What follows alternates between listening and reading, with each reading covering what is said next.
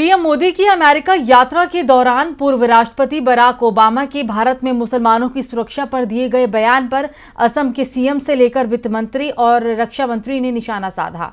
अब ओबामा पर बीजेपी के एक और नेता ने हमला बोला है। आखिर ओबामा के बयान से बीजेपी इतना क्यों डर रही है, देखते हैं ये रिपोर्ट। पीएम मोदी का अमेरिकी दौरा अपनी सफलता से ज्यादा अपनी असफलताओं को लेकर चर्चा में बना हुआ है। पीएम मोदी की अमेरिका यात्रा में कई सांसदों और मानवाधिकार संगठनों ने भी अल्पसंख्यकों और प्रेस की आजादी को लेकर सवाल उठाए थे और मोदी का विरोध किया था। आपको बता दें कि बराक ओबामा ने एक इंटरव्यू में कहा था, हिंदू बहुसंख्यक भारत में मुस्लिम अल्पसंख्यकों की सुरक्षा की बात करना अहम है।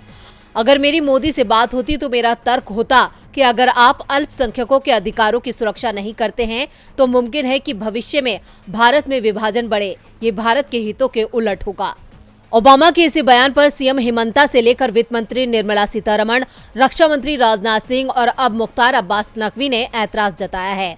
नकवी ने ओबामा के बयान को नकारात्मक प्रचार बताया है। सबसे पहले असम के मुख्यमंत्री हिमंता बिस्वा शर्मा ने तंज कसते हुए बराक ओबामा को हुसैन ओबामा कहा था और कहा था कि देश में मौजूद हुसैन ओबामा से निपटना ज्यादा जरूरी है।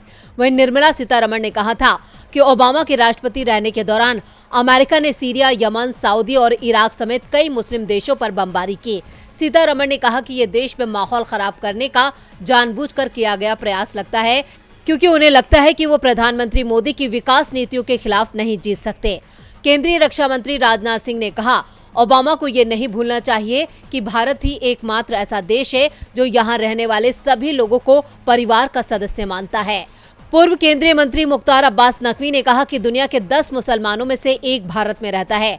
नकवी ने कहा कि जो लोग हमें ज्ञान दे रहे हैं उन्हें हमारे देश के अधिकारों और संस्कृति को समझना चाहिए। बीजेपी नेता जिस तरह से ओबामा पर शब्दों के तीर चला रहे हैं उसका सबसे ज्यादा नुकसान बीजेपी को ही हो रहा है।